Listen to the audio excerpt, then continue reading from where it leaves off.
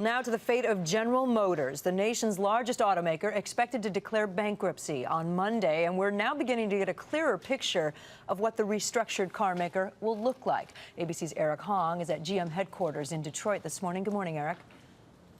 Good morning, Kate. When GM emerges from Chapter 11, it's expected to be much more than just a slimmed-down version of the old company. Everything from its cost structure to its product lineup to its corporate culture will undergo a massive makeover. The new GM will have smaller cars and fewer of them.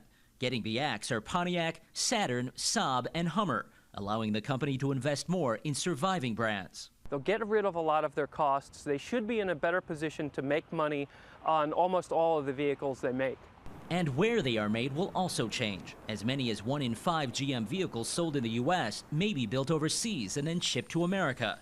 Though most cars, including GM's next-generation compacts, will still be made here with union labor. There is no excuse here for these companies not to build in this country, and we're going to remind them of that every day. Workers once nicknamed the company Generous Motors, but those days are over.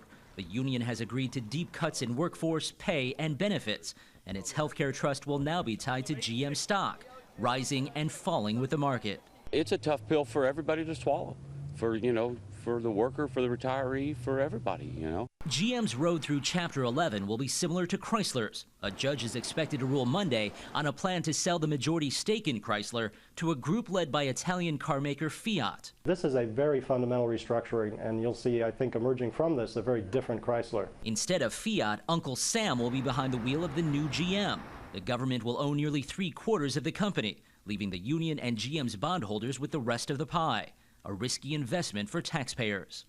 They're going to have to price the products low enough to incent buyers to come back in. Unfortunately, that is not the road to a profitable automaker. For a company used to doing things its way, bankruptcy is sobering.